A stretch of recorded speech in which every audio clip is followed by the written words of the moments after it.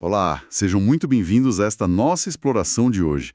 Vamos mergulhar fundo em duas fontes que tratam de prosperidade e finanças pessoais, mas por ângulos assim bem diferentes. De um lado, o fenômeno global pai rico, pai pobre, né, que moldou a mentalidade financeira de muita gente. Do outro, uma abordagem que busca sabedoria ancestral através de uma narrativa envolvente, o livro Mansa Musa. Nossa missão aqui não é fazer uma simples resenha, sabe? Mas sim extrair e comparar as ideias mais potentes que esses materiais oferecem. Queremos entender, existem caminhos tão distintos assim para uma vida financeira mais sólida? Ok, vamos começar a desembrulhar isso. Exato. E o interessante é colocar lado a lado essas duas obras com estilos tão contrastantes, né? Pai Rico, Pai Pobre, com sua pegada direta, quase um manual prático disfarçado de memórias, e Mansa, uma fábula ambientada lá no Império do Mali, cheia de metáforas. Vamos analisar como tratam temas como riqueza, educação financeira, mentalidade necessária e, claro, as estratégias para construir patrimônio. Veremos se, apesar das diferenças, chegam a conclusões parecidas ou não, né? Pois é, a primeira coisa que salta aos olhos é justamente essa diferença radical de formato. Pai Rico, Pai Pobre usa a história dos dois pais, do Robert Kiyosaki, né? Um funcionário público, o tal pai pobre, e o pai empreendedor do amigo dele, o pai rico. E daí ele tira lições bem diretas. Tem exemplos modernos, diagramas de fluxo de caixa, aquela linguagem quase de coach financeiro, sabe? É muito focado na ação e na quebra de paradigmas do tipo, vai para a escola, arranje um emprego seguro. Lembro bem daquela parte onde ele e o amigo tentam fazer dinheiro derretendo tubo de pasta de dente. É bem esse o tom, pessoal e direto ao ponto. Totalmente diferente de Mansa, do Camus Gedoux. Ali, a aposta numa fábula, numa narrativa que nos transporta para o antigo Mali, a sabedoria financeira transmitida pelos mentores Kanuma e Mandiba aos seus aprendizes, o comerciante Farima e o artesão do Mara.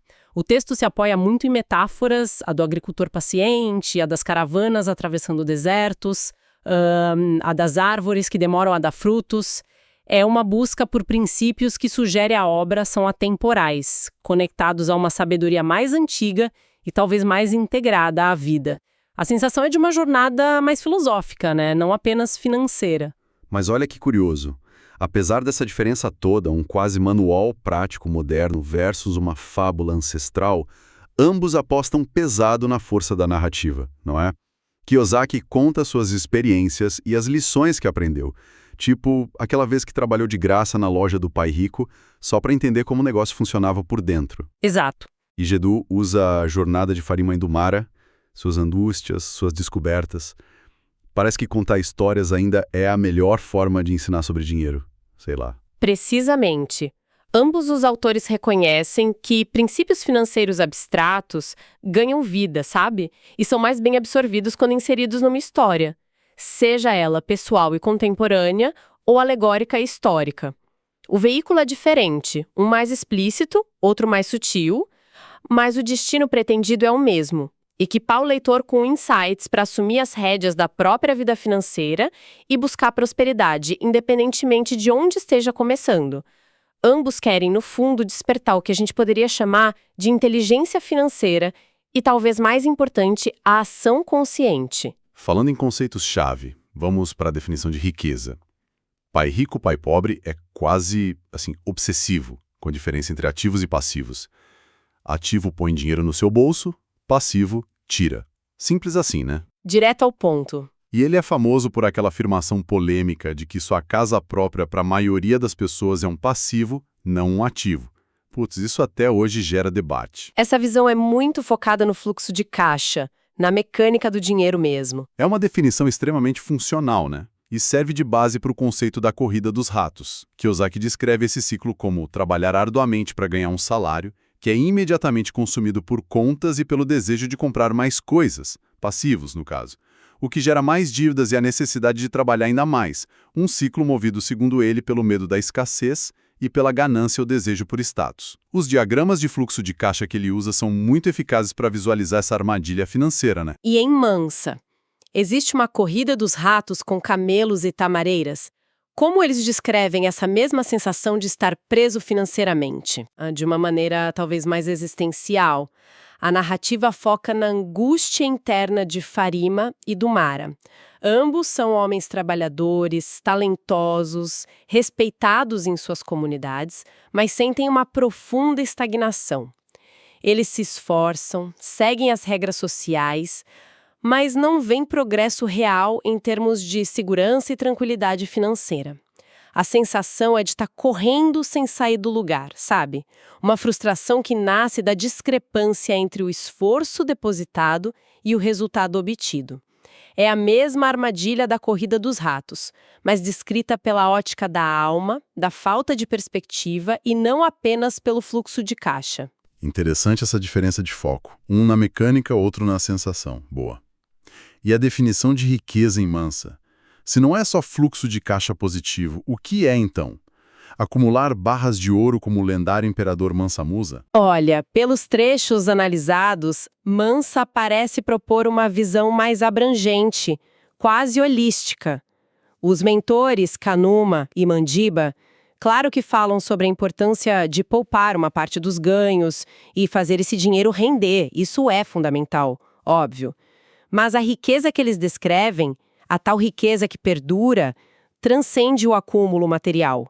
Inclui conhecimento, né? Saber o que fazer com o ouro. Inclui paciência, saber esperar o momento certo. Disciplina para manter o rumo. A habilidade de proteger o que se conquistou. E, olha que interessante, a generosidade. A prosperidade é apresentada como um estado de ser que combina segurança material com sabedoria de vida, equilíbrio emocional e até um senso de contribuição para a comunidade. O ouro é consequência e ferramenta, não o objetivo final em si. Isso me parece bem mais profundo, talvez. Menos focado no ter e mais no ser e saber. Mas, assim como o Kiyosaki teve o pai rico, os personagens de Mansa também dependem de mentores, certo? Fundamentalmente. Em Pai Rico, Pai Pobre, o pai rico é a figura central. O mentor pragmático, direto, às vezes até meio ríspido, né? Que desafia as crenças convencionais do pai pobre sobre dinheiro, risco, trabalho.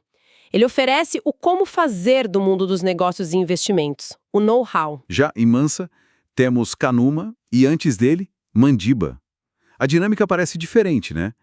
Eles guiam Farima e Dumara usando mais diálogos socráticos, histórias ancestrais, as tais metáforas que você mencionou, agricultor, as árvores, as caravanas. A impressão que dá é que a transmissão do conhecimento é menos sobre hacks financeiros e mais sobre princípios éticos e comportamentais que levam à prosperidade. Exatamente. É uma mentoria focada em princípios perenes, transmitidos através de gerações.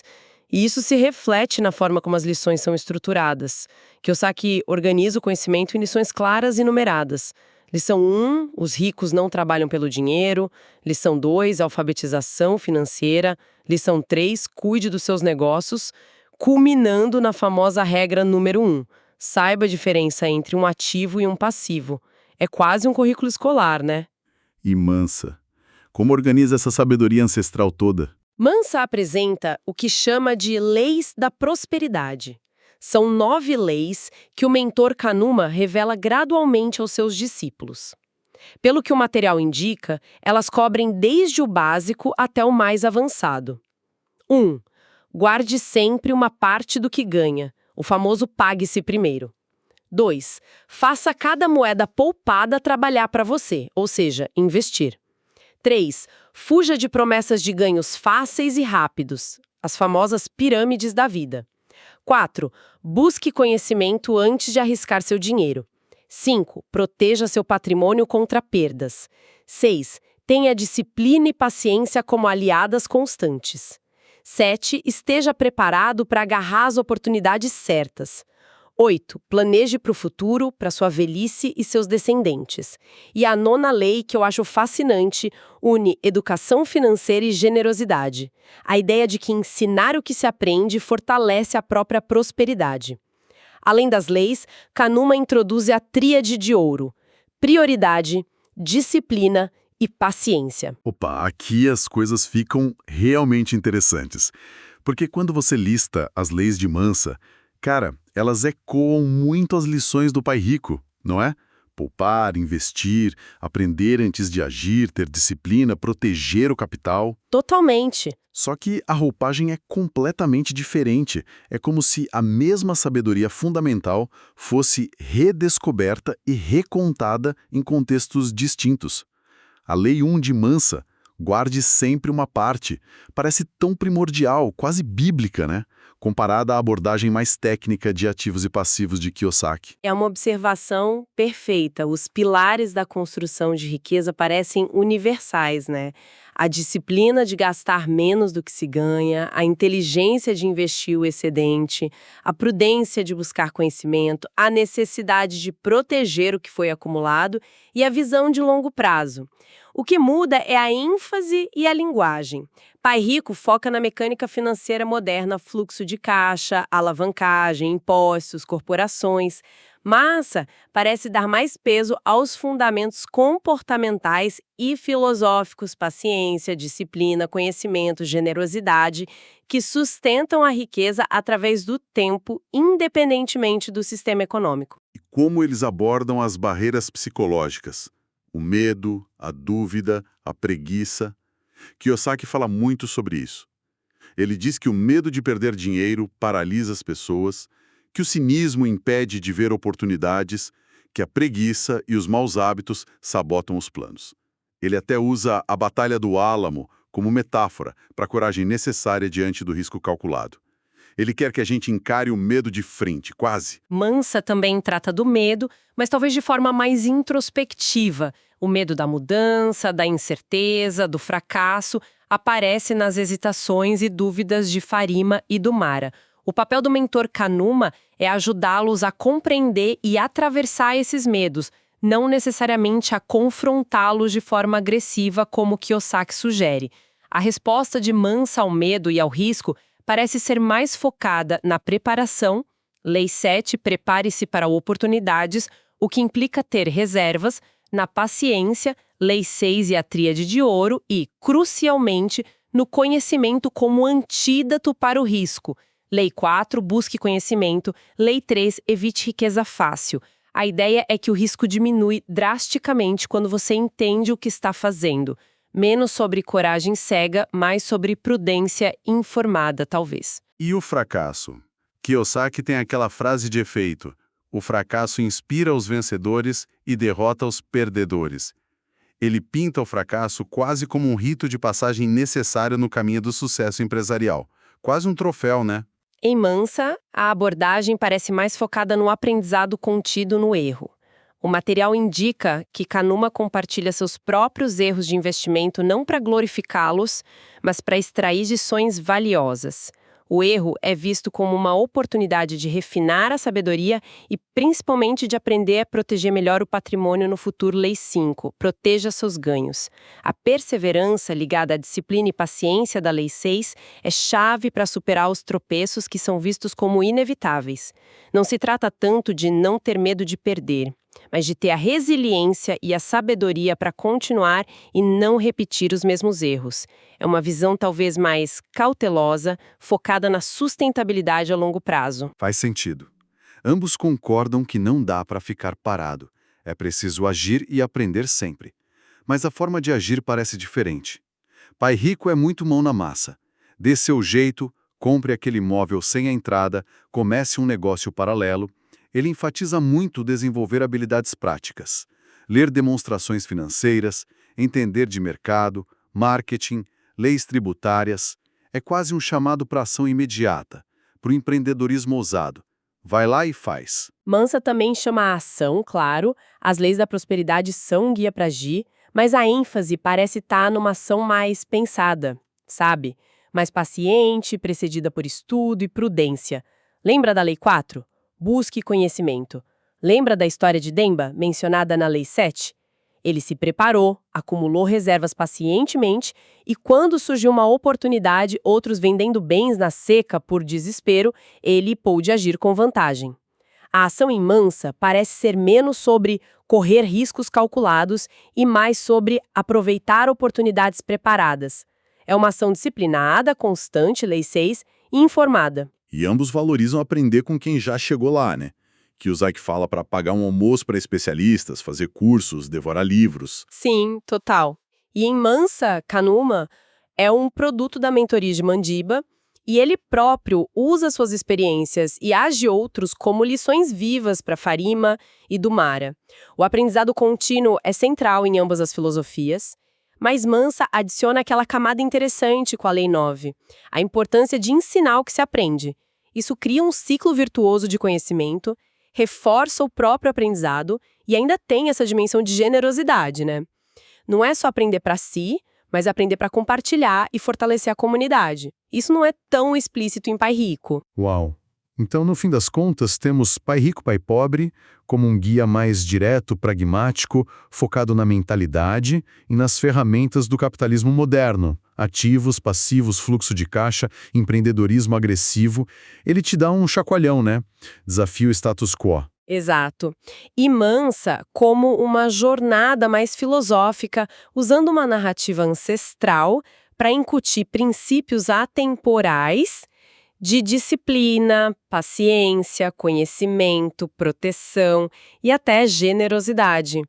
Busca construir não só riqueza financeira, mas uma prosperidade mais integrada e duradoura.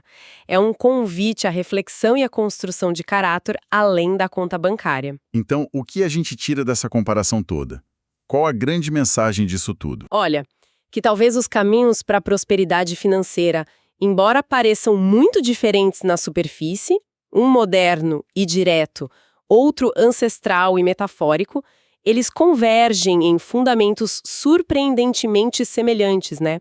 Gastar menos do que se ganha, investir com inteligência, proteger o capital, buscar conhecimento sem parar e, acima de tudo, cultivar a mentalidade correta. Disciplina férrea, paciência estratégica, controle emocional sobre o medo e a ganância e a coragem para agir de forma informada. Ambos os livros, cada um à sua maneira, nos mostram que enriquecer é, em grande medida, um jogo interior, uma jornada de autodomínio. Uma jornada que exige tanto entender de planilhas quanto entender de si mesmo. Fascinante isso. Exatamente. E isso levanta uma questão interessante para quem nos ouve refletir. Qual dessas linguagens ressoa mais com seu próprio jeito de aprender e buscar transformação?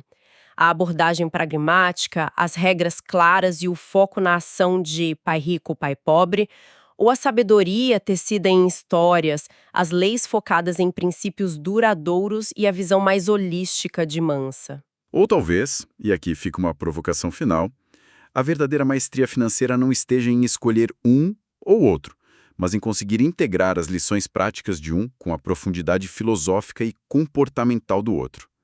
Combinar o como fazer com o porquê e o como ser. Que tal? É uma possibilidade instigante, sem dúvida. Construir uma ponte entre esses dois mundos pode ser um caminho bem poderoso. E falando em construir pontes e explorar mais, boa parte desses insights e dessa comparação rica que fizemos hoje foi inspirada por discussões muito bacanas que rolam lá no canal do professor Júlio Facó. Aliás, queremos deixar um agradecimento especialíssimo ao autor Kamol Guedu pela enorme generosidade em compartilhar seu livro Mansa para Análise.